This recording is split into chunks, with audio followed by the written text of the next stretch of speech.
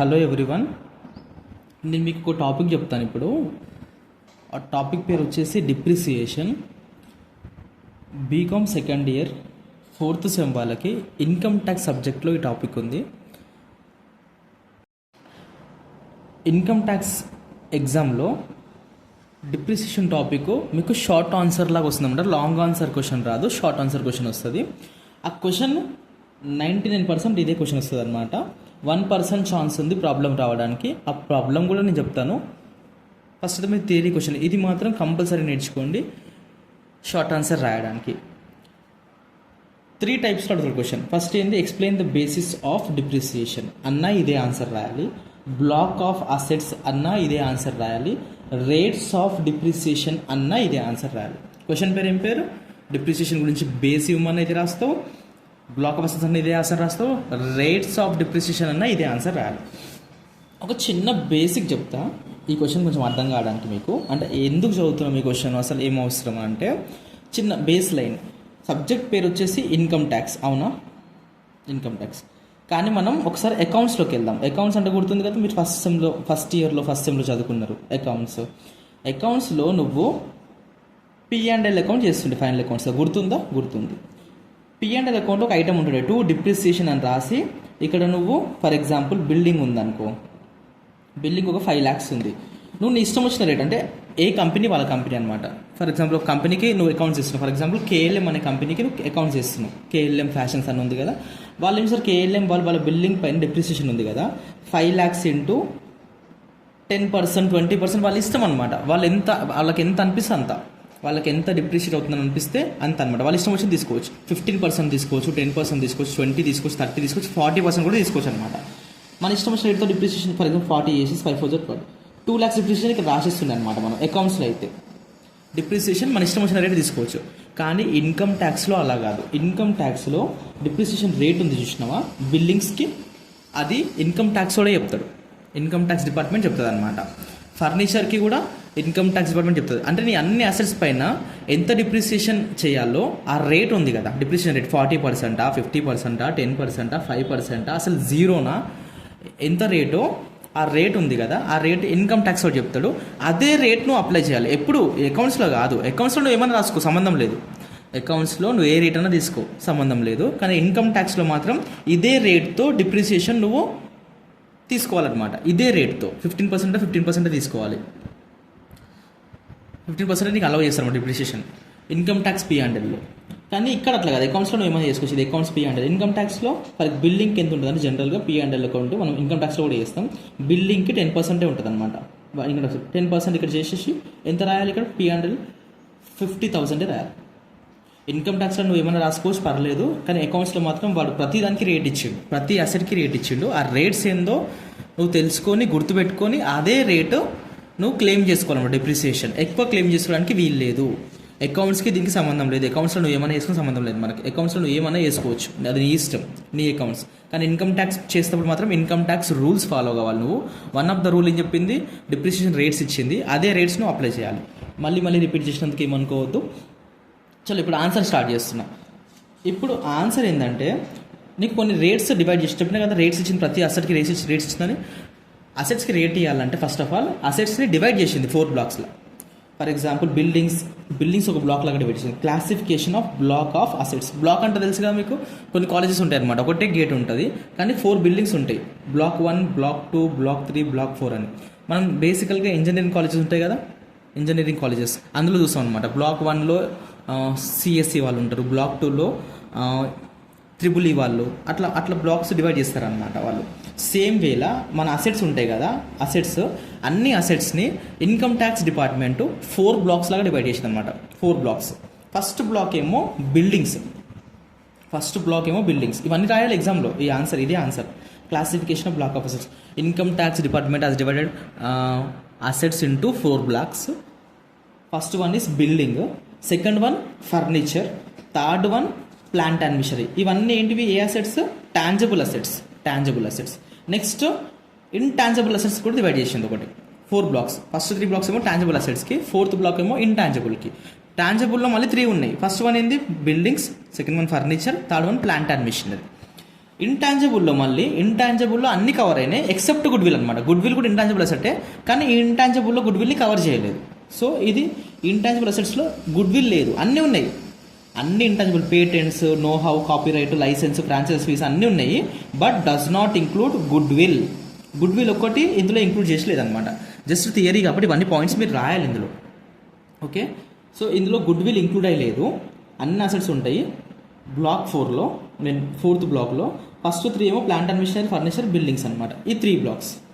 So 4 blocks divide చేసి first 1 building, second 1 furniture, third 1 plant and machinery, fourth 1 intangible assets. కానీ intangible అసెట్స్లో goodwill లేదు, మిగతా ఉన్నాయి. ఇవన్నీ ఎగ్జాంపుల్స్. లైక్ అంటే ఏంటి ఎగ్జాంపుల్స్ రాసిన నేను. Non complete fee, franchise fee, copyright అవన్నీ ఉన్నాయి కదా, అవన్నీ ఇంక్లూడ్ అయ్యాయి except goodwill. But does not goodwill include goodwill of business or profession. Block of asset means a group of assets with similar rate of depreciation are clubbed under one block as follows. ఈ definition ఉంది కదా, నేను ఒకసారి మీకు rates చెప్పిన తర్వాత మీకు explain చేస్తాను అనమాట. ఫస్ట్ సీరియల్ నెంబర్ ఇక్కడ రాసిన, సెకండ్ నేచర్ ఆఫ్ అసెట్ రాసిన, థర్డ్ రేట్ ఆఫ్ డిప్రిసియేషన్ రాసిన. ఇక్కడ ఫస్ట్ సీరియల్ నెంబర్లో బిల్డింగ్స్ ఉంది.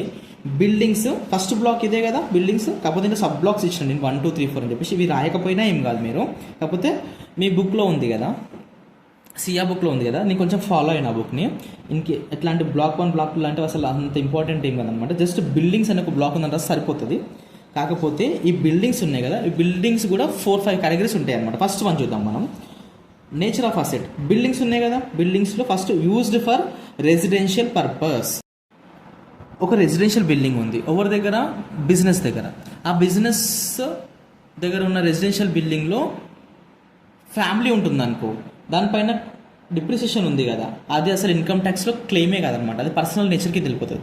మళ్ళీ ఇక్కడ ఎందుకు సార్ 5% ఇచ్చిన రేటు అని అంటే, ఈ రెసిడెన్షియల్ బిల్డింగ్ ఉంది కదా, ఈ రెసిడెన్షియల్ బిల్డింగ్ బిజినెస్ యూస్కే అవుతుంది అనమాట. ఎట్లా బిజినెస్ యూస్కి అవుతుందంటే, ఫర్ ఎగ్జాంపుల్ మన మేనేజర్ ఉన్నారు కదా, మన ఎంప్లాయీస్ ఉంటారు కదా, మన ఎంప్లాయీస్కి మనం బిల్డింగ్ ఇచ్చినాం అనమాట, మన బిల్డింగ్ ప్రొవైడ్ చేసినాం. సో అది బిజినెస్ కోసమే కదా. మన ఫ్యామిలీ ఉంటే నాన్ బిజినెస్ అనమాట. కానీ మనం ఏం చేసినాం ఇక్కడ, ఈ రెసిడెన్షియల్ బిల్డింగ్లో బిజినెస్ చేయకుండా, బిజినెస్ చేస్తే అది బిజినెస్ పర్పస్ అనమాట, అది ఓకే. ఈ రెసిడెన్షియల్ బిల్డింగ్ అంటే ఏంటి, ఇలా బిజినెస్ చేస్తలేమని మీనింగ్ అనమాట. బిజినెస్ చేయకపోయినా మనం ఏం చేస్తున్నాం, మన ఎంప్లాయీస్కి షెల్టర్ ఇచ్చినాం అనమాట. సో బిజినెస్ కోసమే కదా, మన ఎంప్లాయీస్ అంటే మన బిజినెస్ కోసం, మనం బిజినెస్ కోసమే తీసుకున్నాం కదా ఎంప్లాయీస్ని, వాళ్ళ కోసమే ఇస్తున్నాం కదా. సో ఇది బిజినెస్ పర్పస్ అయిపోయింది అనమాట. కాకపోతే రేట్ ఆఫ్ డిప్రిసియేషన్ కొంచెం తక్కువ ఇస్తాం అన్నమాట. సో 5% రేట్ ఆఫ్ డిప్రిసియేషన్ దీనిపైన. సో ఒక నీకు ఫస్ట్ బ్లాక్లో 4 బ్లాక్స్ డివైడ్ చేసినాం. ఫస్ట్ వన్లో ఏముంది, బిల్డింగ్స్ ఉంది. బిల్డింగ్స్లో ఫస్ట్ కేటగిరీ ఏమొచ్చింది, buildings which are use for residential purpose. దానిపైన రేట్ ఎంత, 5%. Block 2 non residential building, godowns, office or factory. Non residential అంటే ఏం లేదు, నువ్వు అందులో బిజినెస్ చేస్తున్నావు, లేదా గోడౌన్ లాగా పెట్టుకున్నావు, లేదా ఒక ఆఫీస్ పెట్టుకున్నావు, లేదా ఫ్యాక్టరీ, నీ బిల్డింగ్లోనే నీ ఫ్యాక్టరీ నడిపిస్తున్నావు అనమాట. దానిపైన డిప్రిసియేషన్ ఎంత ఉంటుంది, ఆ బిల్డింగ్ పైన 10% తీసుకోవాలి నువ్వు అనమాట. నువ్వు అకౌంట్స్ ఎంత తీసుకో, 40 తీసుకో, 50 తీసుకో, సంబంధం లేదు. కానీ బిజినెస్ నువ్వు ఒక బిల్డింగ్లో బిజినెస్ చేస్తున్నావు అనుకో, నువ్వు దానిపైన డిప్రిసియేషన్ నువ్వు క్లెయిమ్ చేసుకోవాలి. ఎంత చేసుకోవచ్చు, మ్యాక్సిమం 10% చేసుకోవాలి. ఎక్కువ చేసుకుంటే ఇన్కమ్ ట్యాక్స్ అలౌ చేయదు అని చెప్తున్నాను. బిల్డింగ్ రెసిడెన్షియల్ కోసం అయితే 5%. బిజినెస్ నాన్ రెసిడెన్షియల్ అంటే ఏంది, బిజినెస్ అనమాట. బిజినెస్ కోసం అయితేనేమో 10%. యాక్చువల్గా ఇది జనరల్ రేట్ కూడా, 10% అనేది ఒక జనరల్ రేటు. జనరల్గా బిల్డింగ్ అని చెప్పిండు ఎగ్జామ్లో ఏం చెప్తాడు, ఇవన్నీ చెప్పాడు, రెసిడెన్షియల్ అవన్నీ బిల్డింగ్స్ అంటాడు అనమాట. అప్పుడు నువ్వు ఏం తీసుకుంటావు, రెసిడెన్షియల్ నాన్ రెసిడెన్షియల్ అనుకొని 10% తీసుకోవాలి. జనరల్ రేట్ ఇది, అన్నిటికీ అప్లై అవుతుంది. బిల్డింగ్ అని చెప్పి సైలెంట్గా ఉంటే, నాన్ రెసిడెన్షియల్ అనుకుంటే 10% అప్లై చేయాలి. నెక్స్ట్ థర్డ్ వన్ ఏంది, బ్లాక్ 3 యూజ్డ్ ఫర్ హోటల్స్. ఒక బిల్డింగ్ ఉంది నీ దగ్గర, దాంట్లో నువ్వు హోటల్ నడిపిస్తున్నావు అనమాట. దానిపైన డిప్రిసియేషన్ ఎంత వస్తుంది, 10%. దానిపైన కూడా అంతవరకు క్లెయిమ్ చేసుకోవాలి. Next fourth one, block 4 temporary structures అనమాట. నీ దగ్గర ఒక బిల్డింగ్ ఉంది, ఆ బిల్డింగ్ కాకపోతే కన్స్ట్రక్షన్ సిమెంటు, స్టీలు దాంతో చేయాలన్నమాట. జస్ట్ కబోర్డ్స్తో మనం అంటాం కదా, టెంపరీ హౌస్ చేస్తారు చూడండి, ఒకసారి వుడ్తో చేస్తారు. వుడ్తో టెంపరీగా 3 ఇయర్స్కో 2 ఇయర్స్కో అవి లైఫ్ లాంగ్ ఉండే అనమాట, వుడ్తో చేసిన బిల్డింగ్స్ అవన్నీ. జస్ట్ ఇట్లా మనం చూస్తాం ఇక్కడ మాల్దీవ్స్లో అక్కడిక్కడ చూస్తాం కదా, హట్స్ వేసి హట్ లాగా ఉంటాయి కొన్ని బిల్డింగ్స్. అవి ఒక 5 ఇయర్స్ లైఫ్ ఉంటుంది అంతే, 50-60 ఇయర్స్ ఏం రావు అవి.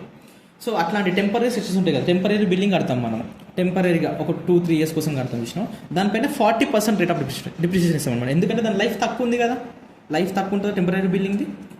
వుడ్తో దాంతో కట్టింది అంటే మనం స్ట్రాంగ్గా కట్టమన్నమాట, కొన్ని ఇయర్స్ కోసం కట్టం ఆ బిల్డింగ్, టెంపరీగా కడతాం ఆ బిల్డింగ్, జస్ట్ నార్మల్గా వుడ్ తోటి కానీ జస్ట్ రేకులు అంటారు కదా, రేకులతో కట్టిన బిల్డింగ్స్ కానీ టెంపరీగా కడతాం. అట్లాంటి టెంపరీ స్ట్రక్చర్స్ ఉంటాయి కదా, దానిపైన 40% రేట్. సో ఇప్పుడు నీకు ఇన్కమ్ ట్యాక్స్ డిపార్ట్మెంట్ అసెట్స్ని 4 బ్లాక్స్ డివైడ్ చేసింది. ఫస్ట్ బ్లాక్ ఏంటిది, బిల్డింగ్స్. అందులో మళ్ళీ 4 కేటగిరీస్ ఉన్నాయి. బిల్డింగ్స్ ఏమైంది, బిల్డింగ్స్ బ్లాక్ 1 ఏమో రెసిడెన్షియల్ పర్పస్ కోసం, బ్లాక్ 2 ఏమో ఆ బిల్డింగ్ ఎప్పుడు యూజ్ చేసిన జనరల్గా యూజ్ చేసిన, జనరల్ అంటే ఏంది, నాన్ రెసిడెన్షియల్ అంటే బిజినెస్ కోసమే యూజ్ చేసినాం. క్వశ్చన్లో సైలెంట్ ఉంటే ఏమనుకో సెకండ్ 1 అనుకోవాలి. థర్డ్ ఏంది, హోటల్ నడిపిస్తే ఆ బిల్డింగ్లో 10%. టెంపరీగా కట్టినావు అనుకో ఆ బిల్డింగ్, నువ్వు బిజినెస్ కోసమే యూజ్ చేస్తున్నావు దాన్ని, టెంపరీగా అంటే బిజినెస్ కోసమే, నాన్ బిజినెస్ కోసం కాదు, బిజినెస్ కోసమే యూజ్ చేస్తే 40%. అర్థమైందా, ఇది ఫస్ట్ పాయింట్ అయిపోయింది. నెక్స్ట్ ఈ బ్లాక్ నెంబర్స్ ఉన్నాయి కదా, ఇవే నెంబర్స్ వేయాలని రూల్ ఏం లేదు, అసలు ఈ నెంబర్స్ అవసరం లేదు, జస్ట్ బిల్డింగ్స్ అనే బ్లాక్ గుర్తుంటే చాలా అనమాట మీకు.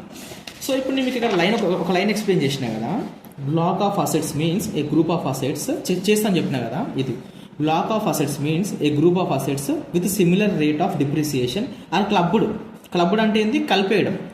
అండర్ వన్ బ్లాక్ ఒక బ్లాక్లో కలిపేస్తాం అనమాట. యాజ్ ఫాలోస్, ఫర్ ఎగ్జాంపుల్ నీ దగ్గర ఒక బిజినెస్ దగ్గర కేఎల్ఎం షాపే అనుకుందాం, కేఎల్ఎం షాప్ దగ్గర 3 బిల్డింగ్స్ ఉన్నాయి. ఆ 3 బిల్డింగ్స్లో 2 బిల్డింగ్స్ ఏమో టెంపరీ బిల్డింగ్స్, ఒక బిల్డింగ్లోనేమో హోటల్ నడిపిస్తున్నాం. మొత్తం 3 బిల్డింగ్స్ ఉన్నాయి కదా, ఒక బిల్డింగ్లోనేమో రెండు బిల్డింగ్స్ ఏమో టెంపరీ బిల్డింగ్స్ అనమాట. రేట్ ఎంత, 2 buildings temporary buildings 40%. So 2 temporary buildings ఉన్నాయి, దాని ప్రైస్ ఎంత తెలుసా, బిల్డింగ్స్ కాస్ట్, సారీ ప్రైస్ అనొద్దు, బిల్డింగ్స్ 2 కాస్ట్ ఎంత తెలుసా, ఈచ్ 1 lakh అనమాట, 10 lakhs అనుకుందాం, ఈచ్ 10 lakhs. 2 బిల్డింగ్స్ ఉన్నాయి కదా, సో 20 lakhs. నువ్వు 20 lakhs ఒక దగ్గర క్లబ్ చేసి minus depreciation at the rate of 40%, అంటే 8 lakhs ఇట్లా క్లబ్ చేసి తీసుకోవచ్చు అనమాట. 2 బిల్డింగ్స్ను క్లబ్ చేసి, ఎందుకంటే అవి సేమ్ రేట్వే కదా, టెంపరీ స్ట్రక్చర్స్ 2 బిల్డింగ్స్ ఉన్నప్పుడు 2 బిల్డింగ్స్ 40% కాబట్టి నువ్వు క్లబ్ చేయవచ్చు. ఇది క్లబ్ చేయవచ్చు 10%, ఇందులో 3 బిల్డింగ్స్, థర్డ్ బిల్డింగ్ క్లబ్ చేయొద్దు అనమాట. ఇది అలాగే చేయాలి, ఇది 10% రేట్ కాబట్టి, ఇది 10 lakhs ఉంది, దానిపైన డిప్రిసియేషన్ రేట్ ఎంత 10%, అంటే 1 lakh 9 lakhs వస్తుంది అనమాట. అంటే ఇక్కడ ఏమన్నా బ్లాక్ ఆఫ్ అసెట్స్ అంటే ఏం లేదు, 4 బ్లాక్స్ డివైడ్ చేసినాము, group of assets with similar rate అంటే ఒకటే రేటు 40%. మొత్తం 3 బిల్డింగ్స్లో 40% రేట్ ఎన్ని ఉన్నాయి, బిల్డింగ్స్ 2 ఉన్నాయి, అవి 2 కలిపేసి మనం డిప్రిసియేషన్ చేసి అనమాట. కానీ 10% ఎన్ని ఉన్నాయి, ఒకటే ఉంది కదా, కలిపొద్దు అనమాట, కలిపి చేయలేము మనం, క్లబ్ అంటే అదే కదా, చేయలేము అనమాట.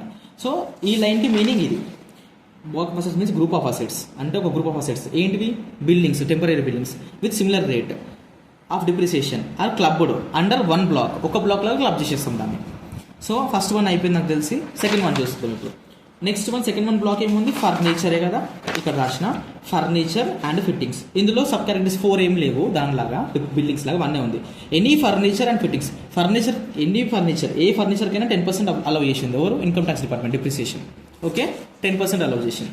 Next plant and machinery, next third block number 6, 7 వేసుకుంటూ పోయినా నేను, కానీ మెయిన్ బ్లాక్ ఇది అనమాట. Motor car plant and machinery కింద వస్తుంది. మోటార్ కార్ ఎవరి కోసం యూజ్ చేస్తున్నాం మనం, బిజినెస్ కోసమే యూజ్ చేయాలి ఇవన్నీ. ఈ ఫర్నిచర్ బిజినెస్ కోసమే, ఇంట్లో కొంటే మనం ఇన్కమ్ ట్యాక్స్లో తీసుకురాము, ఇంట్లో ఫర్నిచర్ని మనం ఇన్కమ్ ట్యాక్స్లో తీసుకురాము, బిజినెస్లో వాడితేనే ఇన్కమ్ ట్యాక్స్లో తీసుకొస్తాం. దానిపై 10% డిప్రిసియేషన్ క్లెయిమ్ చేసుకోవచ్చు అనమాట. ఇందులో పీజీబీపీ అనే చాప్టర్ ఒకటి ఉంది కదా, చాప్టర్ నెంబర్ 4 పీజీబీపీ. అందులో మనం మైనస్ చేస్తాం కదా ఇన్కమ్ నుంచి, ఆ మైనస్ చేసుకుంటూ డిప్రిసియేషన్ ఉంది కదా, గుర్తుందో లేదో మీకు, depreciation as per books of accounts add చేస్తాము, depreciation as per income tax less చేస్తాం మనం. ఆ ఇన్కమ్ ట్యాక్స్ ఏందో అన్నం చూసినాం మనం, ఇదే అది, ఈ 10% డిప్రిసియేషన్ ఇక్కడ చెప్తాం. Depreciation as per books of accounts 2 lakhs ఉంది కదా, ఇది యాడ్ చేస్తాం పీజీబీపీ చాప్టర్లో, profits and gains of business and ప్రొఫెషన్లో ఇది యాడ్ చేస్తాం స్టార్టింగ్లో. ఎవరికి, నెట్ ప్రాఫిట్కి 2 lakhs అకౌంట్స్ ప్రాఫిట్ కాబట్టి. మళ్ళీ ఏం మైనస్ చేస్తాం, ఇన్కమ్ ట్యాక్స్ 10% అలౌ చేసి 10%, ఇది మైనస్ చేస్తాం ఎక్కడ, లెస్లో కింద. ఇప్పుడు అర్థమవచ్చు మీకు లాజిక్, అసలు అక్కడ ఎందుకు యాడ్ చేస్తాం, ఎందుకు మైనస్ చేస్తున్నాం. యాడ్ చేయడమేమో అది అలౌ చేయరు కాబట్టి యాడ్ చేసేసినాం, ఇన్కమ్ ట్యాక్స్ ఈ రేట్స్ అలౌ చేస్తుంది కాబట్టి ఈ రేట్స్ మనం అలౌ చేస్తాం అనమాట. సరే అక్కడ రేట్స్ ఇవ్వడు, డైరెక్ట్ ఆన్సర్ ఇచ్చేస్తాడు అనమాట. Depreciation as per income tax 10,000 20,000 ఇస్తాడనమాట. అక్కడ ఈజీ అయిపోయింది. అది ఎక్కడ నుంచి వచ్చిన అమౌంట్ 10,000 20,000, ఇది క్యాలిక్యులేట్ చేస్తే ఈ 10% చేస్తేనే వచ్చిన అమౌంట్ అనమాట అది. ఓకే, ఇప్పుడు మీకు చిన్న లింకేజ్ కూడా ఇచ్చిన అనమాట. సో ఎందుకు చదవాలి చాప్టర్ మీకు చెప్తున్నాను నేను, ఎందుకు చదవాలి, మీరు ఏ రేట్ పడితే ఆ రేట్ డిప్రిసియేషన్ తీసుకుంటే వాడు అలౌ చేయడు ఇన్కమ్ ట్యాక్స్ వాడు చెప్పిన రేటే మీకు తీసుకోవాలన్నమాట. ప్లాంట్ అండ్ మిషనరీలో చాలా కేటగిరీస్ ఉన్నాయి, మీకు ఎన్ని గుర్తుందని రాయండి ఎగ్జామ్లో. థియరీయే కదా, అన్ని రాయాల్సిన థియరీ ప్లస్ అది కూడా మళ్ళీ 4 marks 5 marks question short answer అడుగుతారు కాబట్టి మీకు ఎన్ని గుర్తుందని రాయండి. First motor car, buses, lorries used in the business for running them on hire purchase. నువ్వు లారీ, బస్సులు, మోటార్ కార్లు అవన్నీ కొన్నావు అనమాట. దేనికోసం కొన్నావు తెలుసా? వేరే వాళ్ళకి రెంట్కి ఇవ్వడానికి కొన్నావు. నీ బిజినెస్ ఏం తెలుసా? ట్రావెల్స్ బిజినెస్ అనమాట. నువ్వు ట్రావెల్స్ బిజినెస్ లాగా నువ్వు కార్లు, బస్సులు అవన్నీ కొంటావు, వేరే వాళ్ళకి రెంట్కి ఇస్తావు అనమాట. అట్లాంటి బిజినెస్ వాళ్ళు 30% క్లెయిమ్ చేసుకోవచ్చు డిప్రిసియేషన్. దేనిపైన? అలా మోటార్ కార్ పైన, అలా బస్సెస్ పైన, లారీస్ పైన ఎవ్రీ ఇయర్ యూజ్ చేసినప్పుడు వాల్యూ తగ్గిపోతుంది కదా, డిప్రిసియేషన్ క్లెయిమ్ చేసుకోవాలి కదా వాళ్ళు. నువ్వు బిజినెస్ దేనికోసం కొన్నావు, దాన్ని మళ్ళీ రివర్స్ రెంట్కి ఇవ్వడానికి కొన్నావు అనమాట. అట్లాంటి వాళ్ళు ఏం చేయాలి? 30% క్లెయిమ్ చేసుకోవచ్చు. సో ఇప్పుడు నువ్వు ఏం రాస్తావు? Furniture, plant and machinery, block number 6, plant, motor car, lorries, buses purchased for running the business for the purpose of giving them on hire అని రాయాలన్నమాట. ఎందుకోసం కొన్నావు? అవి మళ్ళీ రివర్స్ రెంట్కి ఇవ్వడానికే కొన్నావు అనమాట. అట్లాంటి బిజినెస్ పైన, అట్లాంటి బిజినెస్కి, అట్లాంటి అసెట్స్ పైన డిప్రిసియేషన్ 30% క్లెయిమ్ చేసుకోవచ్చు. నెక్స్ట్ జనరల్గా క్వశ్చన్లో ప్లాంట్ అండ్ మిషనరీ చెప్పిండు, కానీ ఏం చెప్పలేదు అనుకో దాని గురించి, 15% రేట్ అనమాట. ప్లాంట్ అండ్ మిషనరీ వాడు వాడిన అంతే, కానీ ఇంకా దాని గురించి ఏం మాట్లాడలేదు. హైయర్ కోసమా, లారీయా, బస్సా అవన్నీ ఏం చెప్పలేదు. సో ఇది జనరల్ రేట్. సేమ్ లైక్ బిల్డింగ్స్లో జనరల్ రేట్ ఏంది? 10%, 10%. ఏం చెప్పకపోతే ప్లాంట్ అండ్ మిషనరీలో రేట్ ఏంది? 15%. ఫర్నిచర్ అండ్ ఫిట్టింగ్లో అది ఏదైనా పర్లేదు, ఏం చెప్పకపోయినా కానీ అన్నిటికీ 10%. ఫర్నిచర్ ఫిట్టింగ్ ఒకటే ఒక రేట్ ఉంది అందులో. Okay. General plant and machinery use for running business like manufacturing of goods తయారీ అని కొన్నాం అనుకో ప్లాంట్ అండ్ మిషనరీ. మళ్ళీ గూడ్స్ ఇంట్లో పెట్టడానికి కాదు, ఇంట్లో పెట్టడానికి వస్తే ఇన్కమ్ ట్యాక్స్లో 0% వస్తుంది అనమాట. ₹1 కూడా నీకు డిప్రిసియేషన్ అలౌ చేయడు. 15% కాదు కదా, 0% అలౌ చేస్తాను నీకు. నువ్వు దేనికోసం కొన్నావు? Running business, manufacturing of goods. నువ్వు ఒక గూడ్స్ తయారు చేస్తావు, వాటర్ బాటిల్స్ తయారు చేస్తావు అనమాట. దానికోసం ఒక మిషనరీ కొన్నావు. ఆ మిషనరీ పైన డిప్రిసియేషన్ నువ్వు 15% క్లెయిమ్ చేసుకోవచ్చు. ఆ మిషనరీ కొన్నది నువ్వు రెంట్కి కొన్నావు అనుకో, వేరే వాళ్ళకి తయారీ అని కాదు, బాటిల్ తయారీ కాదు, వేరే వాళ్ళకి రెంట్కి కొంటే 30%. అట్లా అనమాట. రెంట్కి నీకు హైర్ కోసం కొంటేనేమో 30%, నువ్వే వాడుకొని కొంటేనేమో 15%. Next computer, including computer software. నువ్వు కంప్యూటర్ కొన్నావు, దేనికోసం? నీ ఆఫీస్లో కావాలా, బిజినెస్లో కంప్యూటర్ కావాలా వద్దా? దానిపైన డిప్రిసియేషన్ క్లెయిమ్ చేసుకోవాలి. ఇంట్లో కొన్నందుకు కాదు, ఇంట్లో నీ పిల్లలు చదువుకొని కొన్నావు అనుకో కంప్యూటర్, నువ్వు దానిపైన డిప్రిసియేషన్ 0% అనమాట. ఆఫీస్లో యూజ్ అని కొన్నావు ఈ కంప్యూటర్, ఆఫీస్లో రిసెప్షన్లో 40% మైనస్ చేసుకోవచ్చు depreciation every year. Next air and pollution control equipments. Air pollution equipments కొన్ని ఇన్స్టాల్ చేయాలన్నమాట కొన్ని ఫ్యాక్టరీస్లో, అట్లయితేనే గవర్నమెంట్ పర్మిషన్ ఇస్తుంది అనమాట. ఫ్యాక్టరీస్లో ఎయిర్ పొల్యూషన్ కంట్రోల్ ఎక్విప్మెంట్స్ కొన్ని ఇన్స్టాల్ చేస్తేనే ఆ ఫ్యాక్టరీ రన్ చేయడానికి గవర్నమెంట్ పర్మిషన్ ఇస్తుంది అనమాట. అట్లాంటి ఎక్విప్మెంట్స్ ఉన్నాయి కదా, దానిపైన కూడా 40% డిప్రిసియేషన్ క్లెయిమ్ చేసుకోవచ్చు మనం, 40%. నెక్స్ట్ ఇవన్నీ ప్లాంట్ అండ్ మిషనరీ కేటగిరీకి వస్తాయి. బిల్డింగ్ ఏమన్నా కాదు, కొన్ని ఫర్నిచర్ అయితే కాదు, మిగతా అన్ని ప్లాంట్ అండ్ మిషనరీ కిందనే వస్తాయి అనమాట, ఇంటాంజిబుల్స్ కాకుండా. నెక్స్ట్ ఏముంది? Energy saving devices. కొన్ని ఎనర్జీ సేవింగ్ అంటే కరెంట్ బిల్లు సేవ్ డివైజెస్ ఉంటాయి చూసినా, దానిపైన 40% క్లెయిమ్ చేసుకోవచ్చు. ఏరోప్లేన్స్ ఉన్నాయి అనుకునే దగ్గర, నీ బిజినెస్ దగ్గర ఏరోప్లేన్స్ ఉన్నాయి. దేనికోసం? నీ గూడ్స్ ఉన్నాయి కదా, వేరే కంట్రీస్కి ఎక్స్పోర్ట్ చేయడానికి నువ్వు సొంతంగా ఏరోప్లేన్ కొన్నావు అనమాట, నువ్వే కొన్నావు, దానిపైన 40% క్లెయిమ్ చేసుకోవచ్చు.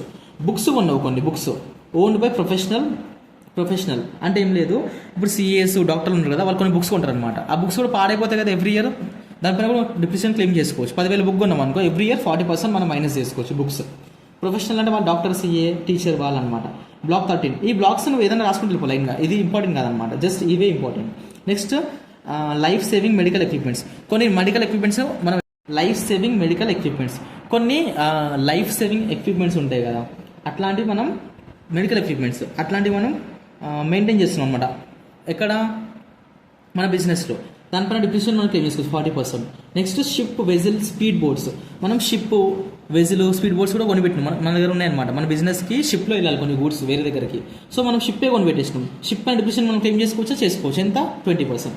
Next last intangible assets. దీంట్లో బ్లాక్ ఏం లేదు, బ్లాక్ నెంబర్ 15 రాసేసి మర్చిపోయినా. అక్వైర్డ్ ఆన్ ఆర్ ఆఫ్టర్, లేకపోతే బ్లాక్ ఏం రాయకండి, అక్వైర్డ్ ఆన్ ఆర్ ఆఫ్టర్ 1/4/1998. 1998 తర్వాత ఏమైనా పేటెంట్స్ కానీ కాపీరైట్స్ కానీ నువ్వు కొన్నావు. గుడ్ విల్ కాదు, మళ్ళీ గుడ్ విల్ ఇంటాంజిబుల్ అసెట్స్లో లేదనమాట. ఇందాక చెప్పినా కదా ఎక్స్క్లూడింగ్ గుడ్ విల్ అని, గుడ్ విల్ ఇందులో కలపొద్దు. పేటెంట్స్, కాపీరైట్స్ ఉన్నాయి కదా, వీటిపైన నువ్వు ఎప్పుడు కొన్నావు ఇవి? 1/4/1998 తర్వాత కొన్నావు అనుకో, 25% నువ్వు డిప్రిసియేషన్ క్లెయిమ్ చేసుకోవచ్చు అనమాట కొంటే. ఇంకొకలా